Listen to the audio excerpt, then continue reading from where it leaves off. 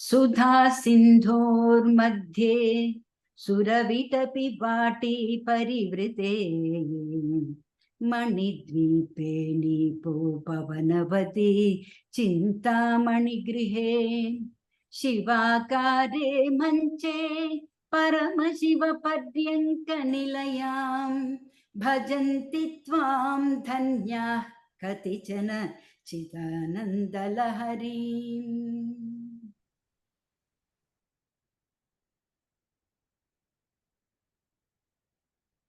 Thank you, ma. Very beautiful.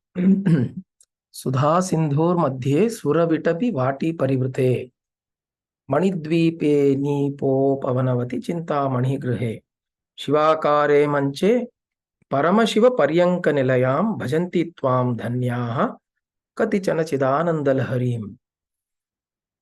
So we look at each verse, each line. Sudha Sindhur Madhye. Sudha is nectar. Amrita. Sindhuhu, Sindhoho is ocean. It's another term for ocean. There are many words for ocean. Sagara. Sindho is also, Sindhuhu is also a term for ocean. And then Madhye means in the middle of. Sura Vitapi Vati. Sura is usually referred to celestial beings. Devas. Devatas are indicated as suras, right? And the others who are constantly in conflict with the suras are called asuras. So this is a garden. Vitapi, Vati. Vati means a garden of celestial trees. Sura Vitapi Vati Parivrite. She's surrounded. So now it's not she, it is actually we're describing the location where Devi is. Devi, somebody asks, where is Devi living? Devi's address. This is essentially Devi's address. The only thing that's missing here is the pin code. Manidvipe Nipaha. Manidvipe. So it is an island full of gems. Dvipa is an island. Mani is Manik, the gems, all precious gems. It's an island filled with gems. Nipaha are Kadamba trees. Upavanavati, it's a garden. And she is living in a house which is made of Chintamani. So the island she is living in is full of gems. And the house that she is living in is made up of Chintamani, wish-fulfilling gems. Chintamani means the moment you think, you're able to manifest that wish. Chintamani. Shivakare manche Paramashiva Paryanka Nilayam. So Shiva Akare, in the Akara of a triangle. Shiva triangle. Shiva is Shakti, right? In the Akara of a Shakti triangle. The bed is made of the bed frame is in the form of a triangle, Shakti triangle. Paramashiva Paryanka Nilayam. Paramashiva is sitting, is the mattress. The mattress on which so you've got the bed frame, and then you've got the mattress, and on that Devi is seated. So the bed frame is in the form of a triangle. The mattress is Sadashiva, Paramashiva, and Devi is sitting on it. Bhajanti Tvam Dhanyaha, those who are able to worship you in this way, O Mother. There are very few of us who can worship you this way. Katichana. And what do they experience when they are able to worship you in this way? Chit Ananda Laharim. Chidananda Laharim. This is what they experience. So this is this is a meditation on how we perceive. The previous one we saw was meditation on Devi's form with the weapons on 4 arms, and she's like a young damsel, a beautiful damsel, right? In this one, we are meditating upon, we are zooming in to the place where she is living. And this is a place which is bright because there are so many gems, precious gems. many precious gems in that place, and it is bright, lustrous, and in the center of that island she is seated. So imagine a whole large ocean. In a big ocean there is an island. In the island there are a lot of trees, and and then there are a lot of gems, precious gems, and within that there is a house that is also made of precious gems. In that house, in the center of the house, on a bed frame, which is a triangular bed frame, Sadashiva is lying, and Lalita Tripura Sundari Rajarajeshwari is sitting there on Sadashiva with the form that was described previously. See, the previous form she is described as what? Kwanat Kanchi Dama Karikalabha Kumbhastaranata Parikshina Madhye Parinata Sharachandravadana Dhanurbanan Pasham Srinimapi Dadhana Karatalaihi Prastadamasthana Puramatituraho Purushika. She has been described as Purushika, this great primordial being. And that primordial being is sitting here in this abode as Maharagni. Shri Mata, Shri Maharagni, Shrimat Simhasaneshwari. On the Simha, she's sitting. Those who have been to Kamakoti, Kanchipuram, you will see Kameshwari sitting like this. In Kanchipuram Koval, the temple, you will notice the way she is seated is very majestic. And so the Kanchipuram Devi, she is sitting, the way the description, if you are able to imagine, and if you go and see her there, you will realize the majesticity with which she is seated. Why is this meditation important? Why is this kind of why is it important that we perceive this form of Devi in this way? That's because we are visualizing her form, right, in the previous shlokas or verses. But now we are trying to go in to figure out the place where she is, because it's always important. The abode of a deity is extremely important. Like it's said, in Kashi, Shiva is always present. In Kailasha, Shiva is there. You go to Tirupati, Venkateshwara is there, right? So there are many places where these deities reside. Usually the deities have, it's like a rich person will have one house, one main place where he has his house, but then he'll have a house in he'll have a house in another state, then one house in another country, then another house in another country, and so on and so forth, right? So there'll be a vacation home, there'll be a retirement home, there'll be a place where he does a home where he does business, and so on and so forth. So now, does the deity is the deity situated in only one place? Is Balaji only in Tirupati? No. If you go to Bombay, there is a beautiful Fanaswadi Balaji temple. They call it as Dakshina Tirupati. You go to some other places, you've got certain other, again, there is a Tirupati there. There are many Tirupati. There is a Tirupati. Exactly. There is a Tirupati. So the deity is manifesting that energy form in various places, right? And that is on in the realm that we are operating, where you are able to go to that place, you're able to see the deity, worshipping, doing your puja, agamas and all that. But here the description of mother's house or abode is not of this plane, not of this realm, not of this dimension. Because if you go searching in this dimension, you will never find a place like this, right? Even in Dubai, they sell islands. People can buy islands here. Even here, you will not be able to find something like this. You'll not find Devi sitting in one of the islands with in a Chintamani Graha and all that. Because the whole idea here is this is an inner dimension that one has to perceive with the inner eye.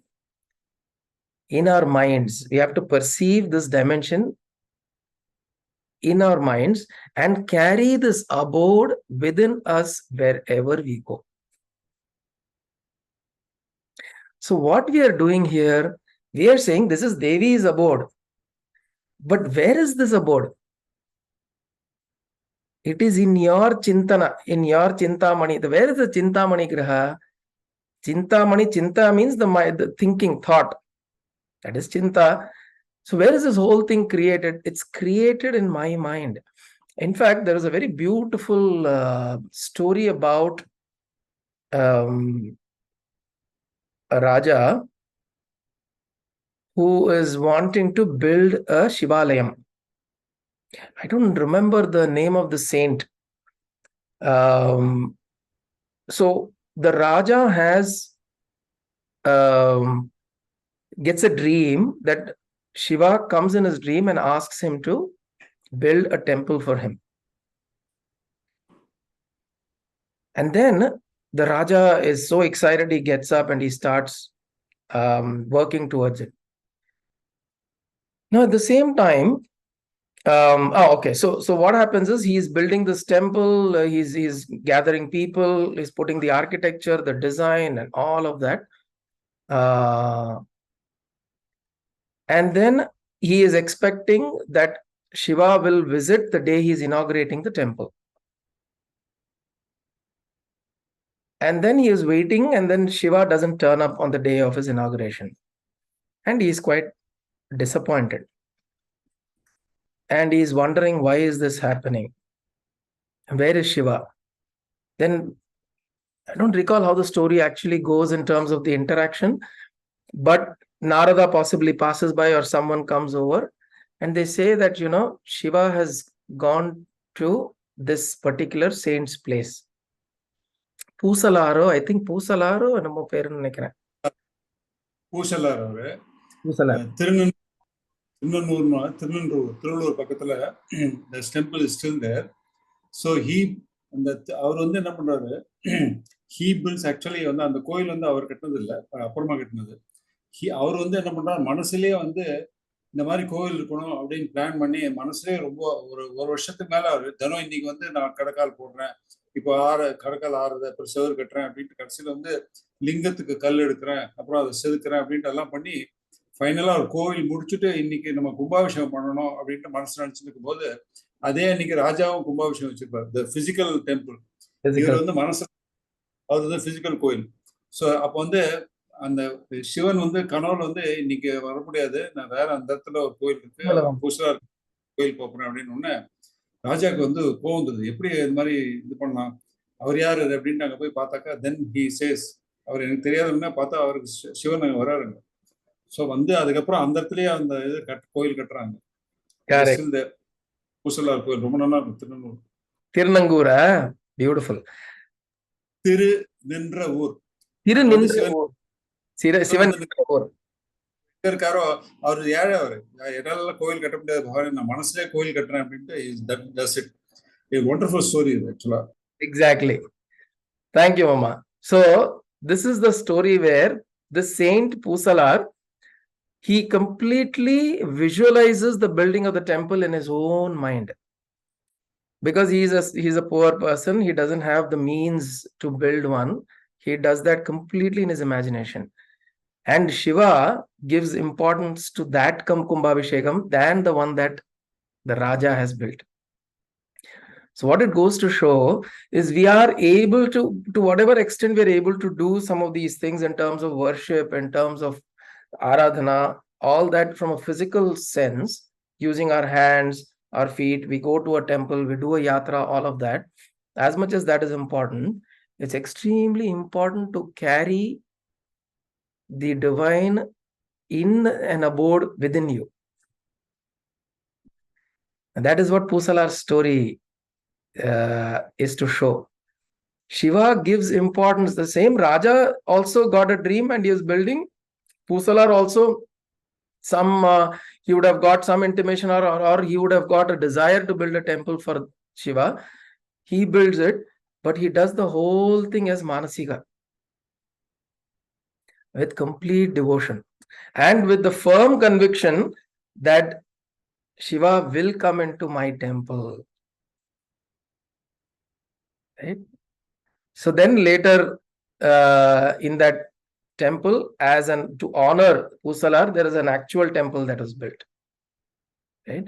But this is a beautiful thing. And these things have happened. I mean, we can call it a myth or a story and we can discard it, right?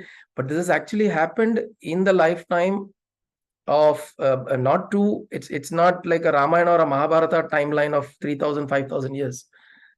This would have happened probably 1,000 years ago, right? Not very old.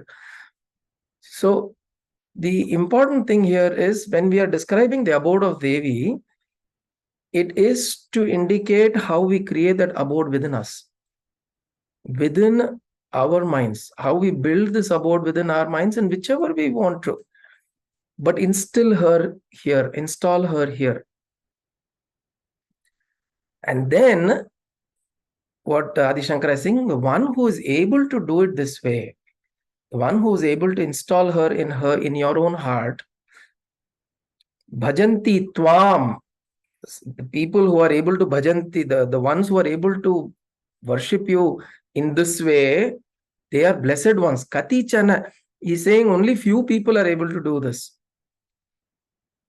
Kati chana, silaperda, only few people are able to do this, are able to concentrate and hold you within them.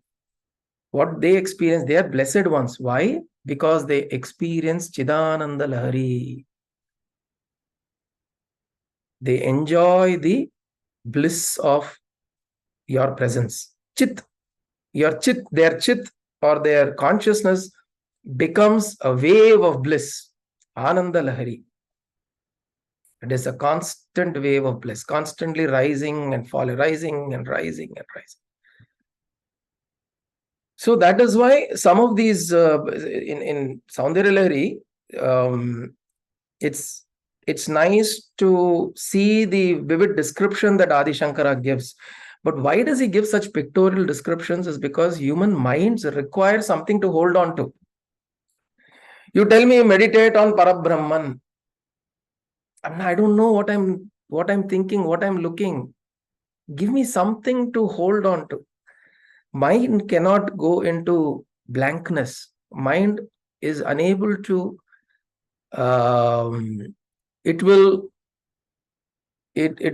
you cannot force create blankness in your minds. You will have thoughts coming. What they are saying, the masters are saying, anyways, there are thoughts coming. Can it not be thoughts of this kind, which will elevate your mind and help you to get to a state of complete absorption? You either empty your mind or you fill your mind. These are the only two ways. If you're not able to empty your mind, there are very few people, yogis, who can do that. If you're not able to empty your mind, then he's saying, fill your mind.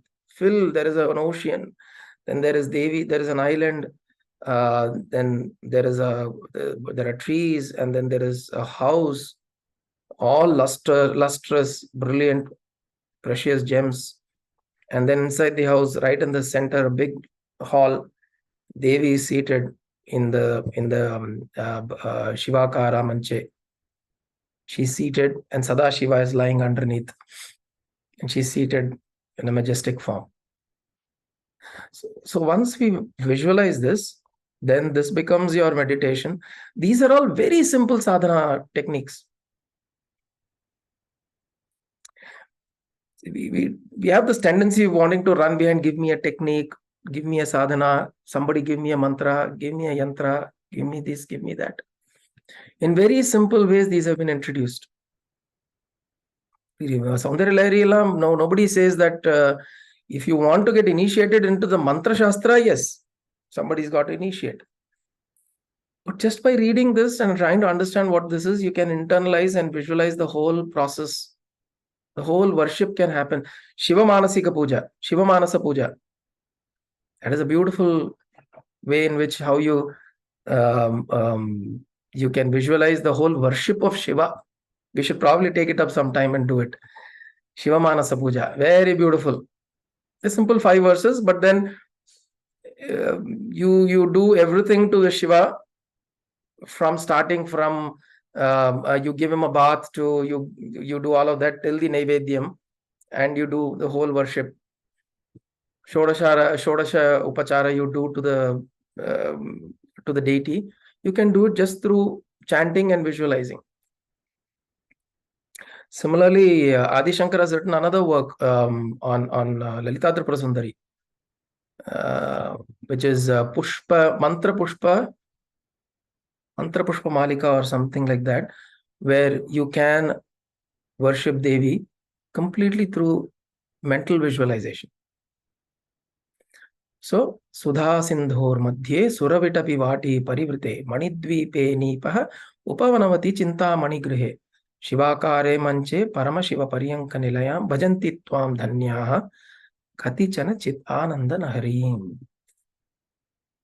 That is the 8th verse. Mantramala Pushpa Matrika Stotram. Correct. Mantramala Pushpa Matrika Stotram. Thank you, ma. So that is also a very beautiful text where Adi Shankara, in just by the chant, you can visualize how the whole Shodasha Upachara is happening to Lalita Tripura Sundari. And these are important because you know that as you become, it doesn't mean that physical act of doing devotion and worship and aradhana is less important. No. It is meaning to say it doesn't end there. It doesn't end there. Today, okay, morning, 1 hour, I finished my puja, close, done. Then I do whatever. Then next day morning, I will open and come. It's not like that. For a true sadhaka, how do you carry that with you throughout the day? And the next day, what you're doing is you're actually refreshing yourself, rejuvenating yourself with the whole process.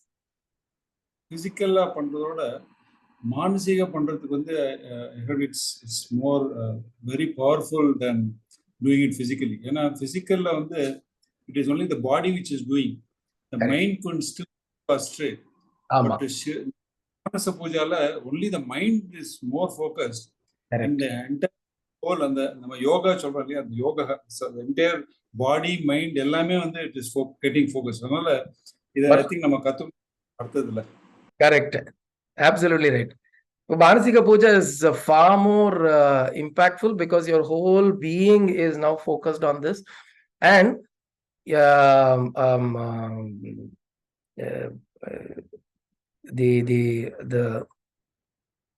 is also, the mind always takes the shape of the thing that you're thinking about. So when the mind, if I'm thinking of a pen, the mind takes the form of a pen. When I'm thinking of a pen, the mind takes the form of a pen. When I'm thinking of a book, when I'm thinking of a house, I'm thinking of a tree, the mind takes the form. Thinking of a rose, mind takes the form.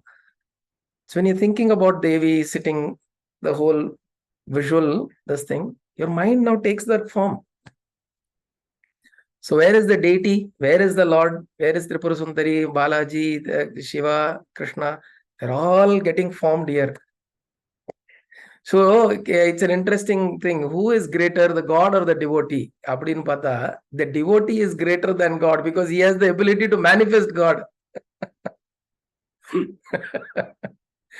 Right? It's also Ramanujar, the Koil, he's seated and Krishna is in the standing posture. Enna Bhagavan, Ninga Nikarel na Ukanandakam. See, na Bhagavan Sona Yarme Nambumata. Ni Sona na Vande. So obviously you have a higher position than I hold of being. Absolutely. Beautiful. Only when Ramanuja says this is Krishna, people will believe. Very nice. Good. Sudhiji, there is another one similar, Raja Rajeshwari Mantra Matrika Stavam. But who wrote, I'll get you the name little later. That's also very, they go very similar, both, Both the stavams, is it? Okay. Both the stavams, yeah. It's also very popular. Sure, ma. Sure. Wonderful. So we'll pause on verse 8. We'll go to the 9th one.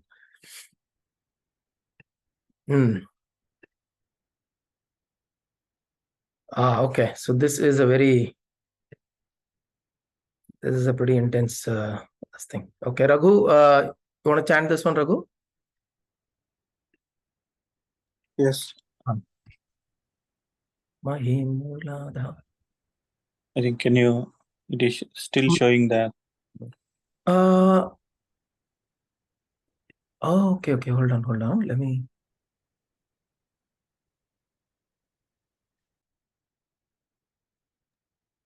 Mahim Mooladhare Kamapi Manipure Hutavaham Sthitam Swadhishtane Hridi Marutamakashamupari Manopi Bhrumadhye Sakalamapi Bhitva Kulapatham Sahasrare Padme Saharahasi Patya Viharase.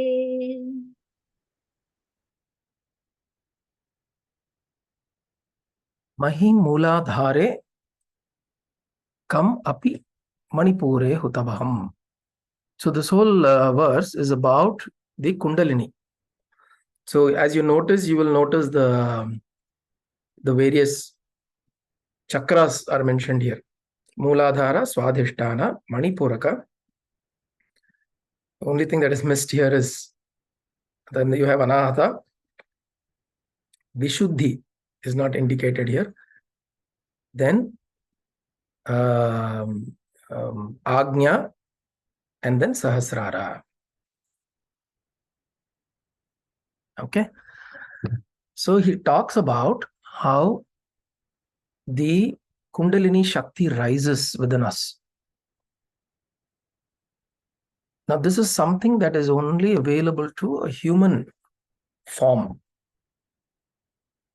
The 6 chakras, or the seventh, considering 7th as the Sahasrara, the 6 chakras are 6 psychic centers running along the spinal column. In our spinal column, there are 6 chakras that are there are psychic centers or chakras. Psychic centers or energy centers. They are called as chakras because they actually like a disc. They move, they rotate, and then they have the ability to absorb and release energies. And they are made of petals. So the chakra, the sides of the chakras are made of petals.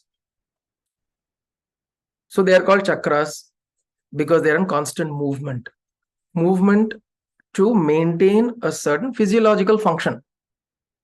Each of the chakra, from Mooladhara up till Anahata, they are responsible for certain physiological functions also. They are psychic centers, but they are also responsible for physiological functions. They are also responsible for our mental structure. They are also responsible for our energetic body.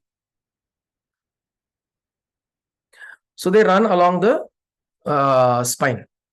And there are essentially 2 nadis that go on the sides of the spine called Ida and Pingala.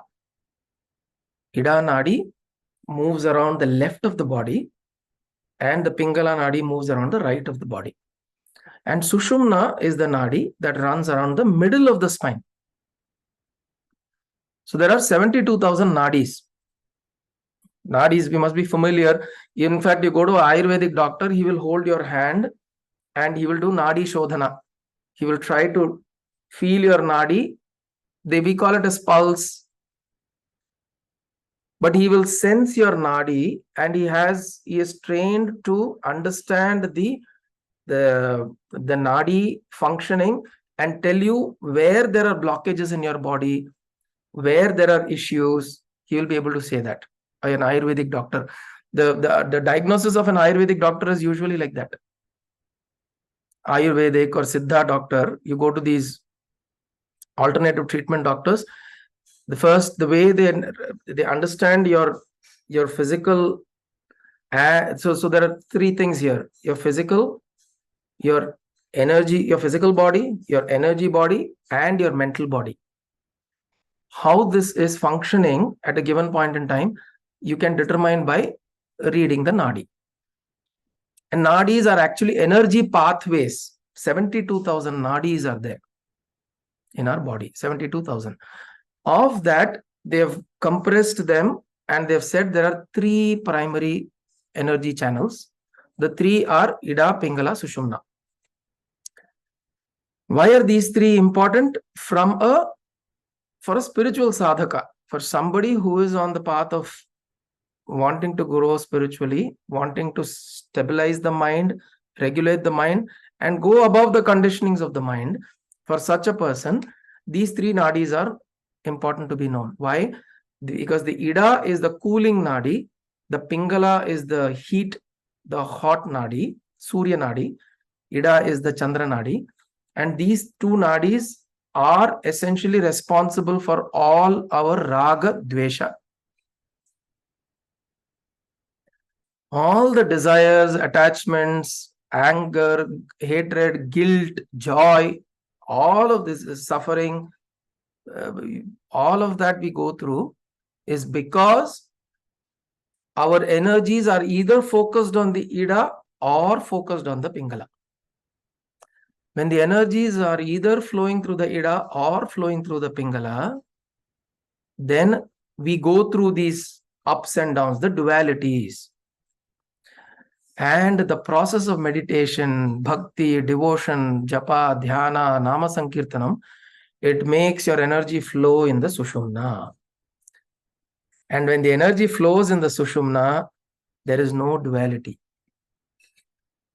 Then your mind is absorbed into that singular consciousness. So it's a physical representation of a state of mind. So there is this connection between the physical and the state, mental or your state of consciousness. There is a direct connection. Body and mind, the body and the intellect, the body and your conscious experience. It's very, very closely connected. So the whole yogic attempt is how to retain the Sushumna, the flow of energy in the Sushumna. All the breathing techniques that you learn from whatever yoga teacher, yogic masters or yogis, be it Kriya Yoga, be it Shambhavi, Sudarshana Kriya, there are several Kriyas out there for which uses breathing as primary technique. The focus is to bring your align your energies in the Sushumna. Okay. So in the Sushumna, once your energies are aligned, then your energies will rise. So the pathway becomes clear. It becomes clear of all muck. And what are the muck in the pathway of the Sushumna? Is all our samskaras, our vasanas, our tendencies, our desires, our anxieties, aspirations, anticipations, guilt, fear, inhibition. All of this is blocking the Sushumna at various levels. So as we clear the Sushumna, the Shakti will rise. So what Bhagavan Adi Shankara is saying is, he is telling that Devi is Lalita Tripura Sundari sitting in the Manidvipe, Chinta Manigrihe, Shivakare Manche, Paramashiva Paryanka Nilayam. So that you visualize her there, in your mind you visualize, but actually in the physical form, the same Shakti, the Lalita Tripura Sundari, is also within you in the form of Kundalini Shakti.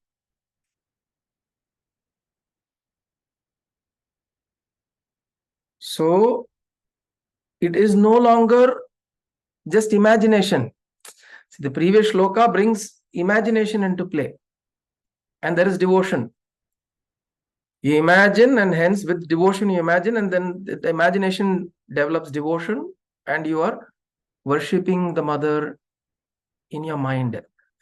But here he is saying the mother is also present in you in a real physical form in your nadi, in your Sushumna nadi. And she rises up as you become subtler and subtler and subtler. She rises up in your Sushumna. And there are 6 main chakras. Again, there are many chakras through the Sushumna nadi. There are many chakras, but again, there are 6 main chakras that are looked at. There is a whole work by Purnananda Yati. The person called Purnananda Yati, who has written a work called Shat Chakra Nirupana. Shat Chakra Nirupana is where he describes each of these chakras. What are the property? What are the characteristics? What is the color? What happens to an individual when you tune in with that chakra? What are the effects of the chakra? All of this he describes. Shat Chakra Nirupana. So you're talking about 6 different chakras. And then how it goes from below to above. So Mooladhara. Now the interesting thing here is there are 2 ways of looking at this. Shat Chakra Nirupana actually talks about Mooladhara, Swadhisthana, Manipuraka, Anahata, Vishuddhi, Agnya, Sahasrara. That is the representation. Now here Adi Shankara follows a slightly different tantra, Vamakeshwara tantra. There is a different tantra. So the only difference between these two are where you, and each of these, mind you, each chakra has a dominant element. Like Mooladhara is earth, Swadhisthana is water, Manipuraka is fire, then Anahata is air, Vishuddhi is space, Agnya is so the elements are till the Vishuddhi. Then you have Agnya is supposed to be the mind. Right? Agnya is the mind and Sahasrara is consciousness. But in this particular verse, there's a little bit of a change in representation, where fire is first, or water. So water is shown in Manipuraka and fire is shown in Swadhisthana.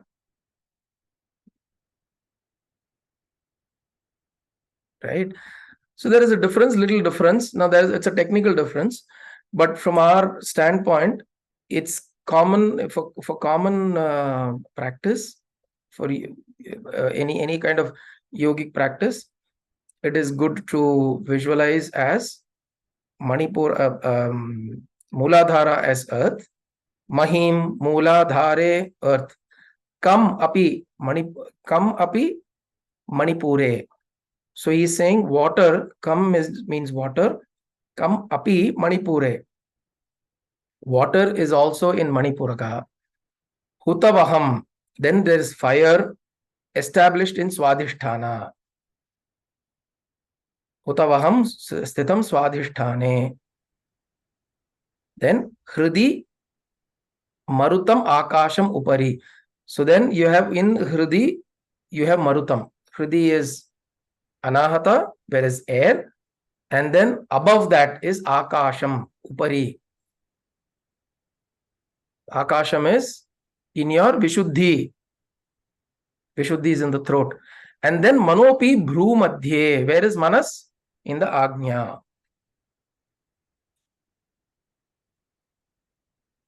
Clear, right? So it's slightly technical.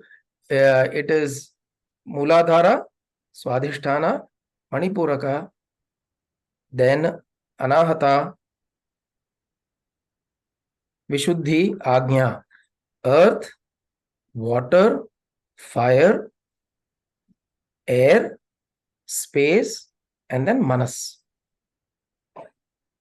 So what it means is essentially, it means these are the 5 elements with which we are composed. Correct? And the whole process of spiritual sadhana is what? to go from vyakta to avyakta, from manifest to unmanifest, from gross to subtle. So in the physical realm, what is gross? The grossest is earth. In the physical realm, what is the subtlest? Subtlest is space. Subtlest is space. So Prithvi, Apas, Prithvi, Jala or Apas, Agni, then Vayu, then Akasha. So if you go in the opposite direction, from Akasha, Vayu, Agni, Apas, Prithvi. Akashat Vayuhu, Vayuragnihi, Agnif Prithvi, Agnif Agni Apaha, Abhyaf Prithvi. Agni Apaha, Abhyaf Prithvi. So this is the sequence in which creation happens. And if you're wanting to dissolve, if you're wanting to rise, you have to become from gross, you have to become subtle. In fact, in the next, I think in the 10th one, he describes how the Kundalini is established. So that next verse will be beautiful. We'll pick it up next week. But here he talks about how you raise this Kundalini, and what you're doing in the process. You're from gross, you're trying to move towards the subtle. Okay, and what do you attain at the end of it? Sahasrare Padme. You attain to the 1,000-petaled lotus on the Sahasrara, on your crown chakra.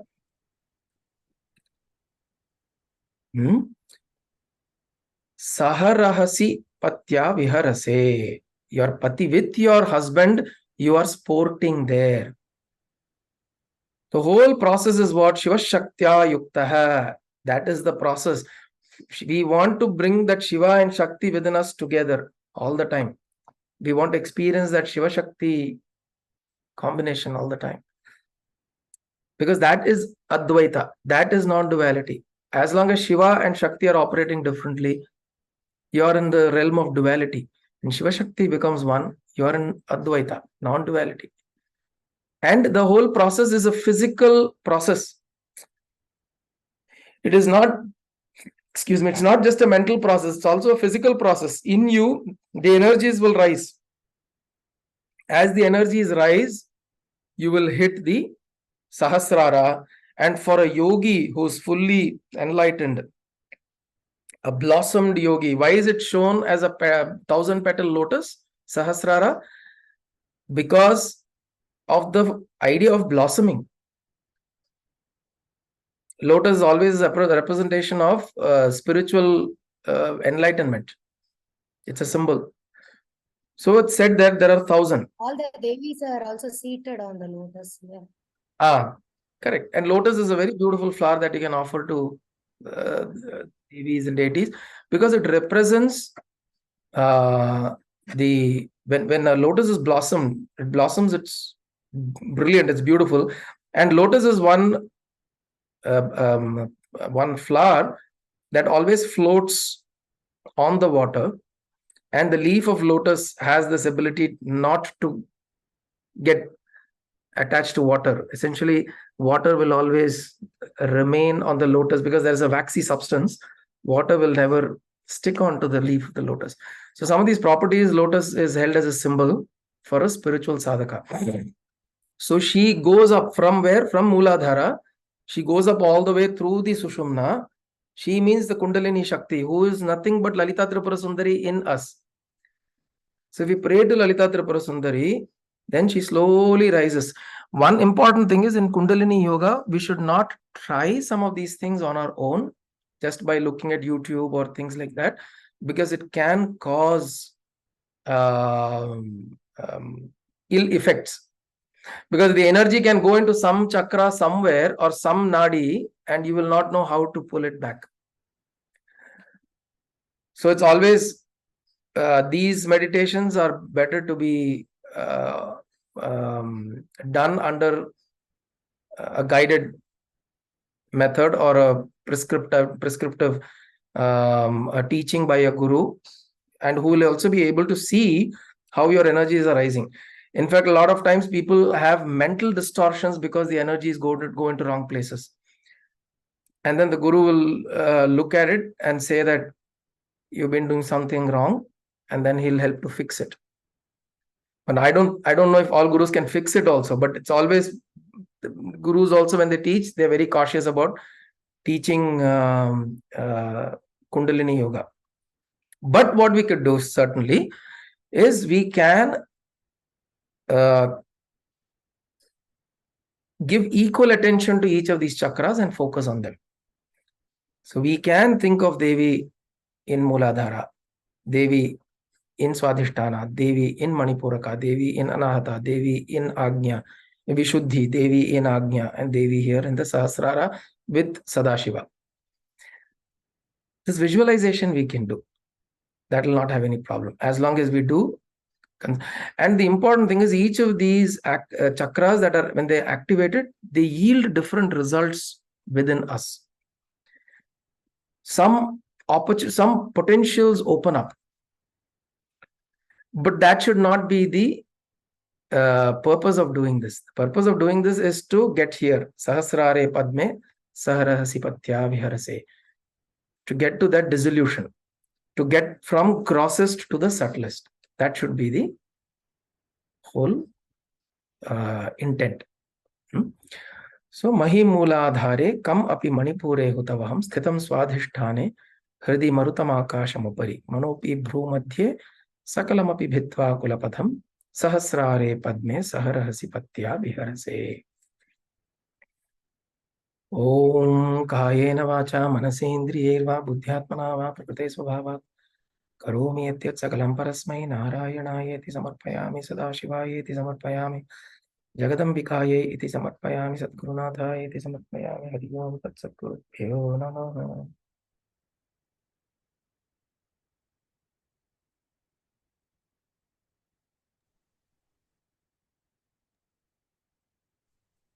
Hari Om.